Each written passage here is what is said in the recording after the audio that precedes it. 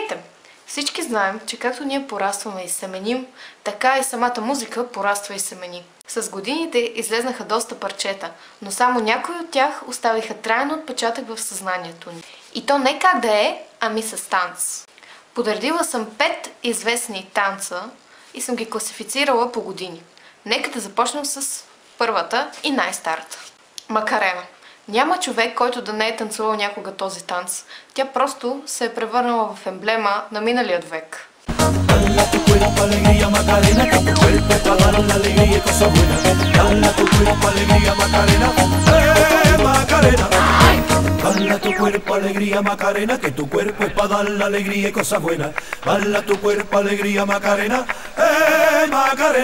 Окей, номер 4 е Майкъл Джексън.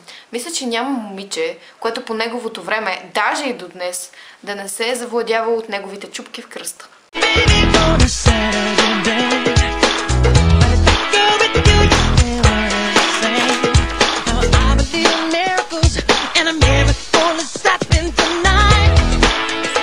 Да, знам, че Майкъл Джексън не е песен, но наистина искам да го отбележа, защото неговото творчество е наистина великолепно. Номер 3. Момичета от Лас Кетчуп. Ако помните онези 3 красавици, които танцуваха по странен начин, тяхната песен беше наистина доста известна и ни напомняше за морето. Беше толкова яко, обичах да я танцувам.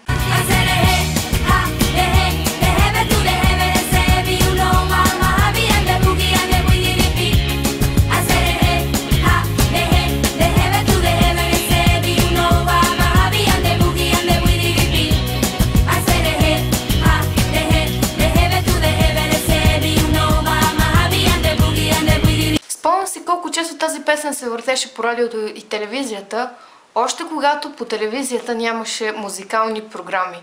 И с нетърпение чакахме просто да я пуснат. Така, поставила съм на номер 2 по-скоро един стил, който завладя България преди няколко години, а и даже до днес. А това е кючек стайл или по-скоро въртене на таз.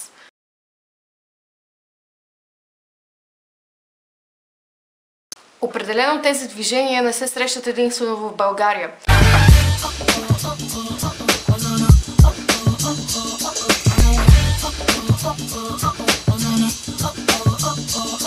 Принципно, ако се замислим в някои други стилове на музика, също има подобни движения. Примерно в рап, в R&B. Самата аз не знам защо поставям този стил или начин на танцуване на второ място, но знам, че от личен опит няма човек, който след няколко чашки не е танцувал кючек поне веднъж в живота си. Няма такива? Ама вие сериозно ли? Признайте си, де!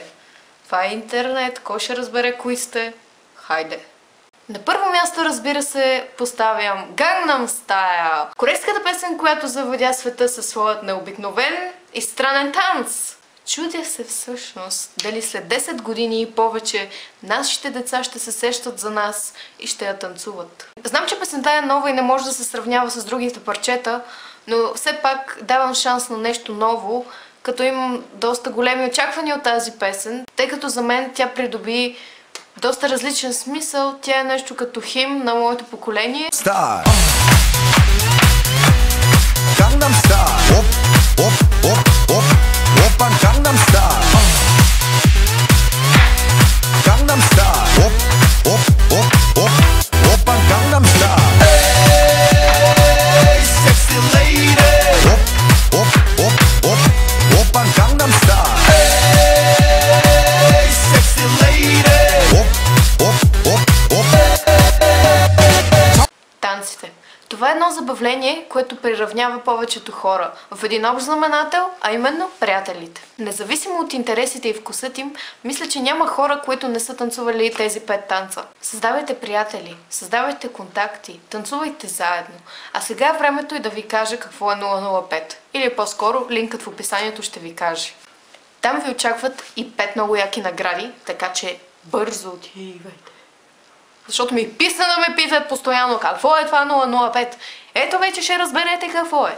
Надявам се да ви е било приятно и най-после да съм разбулила тайната около 005. Чао!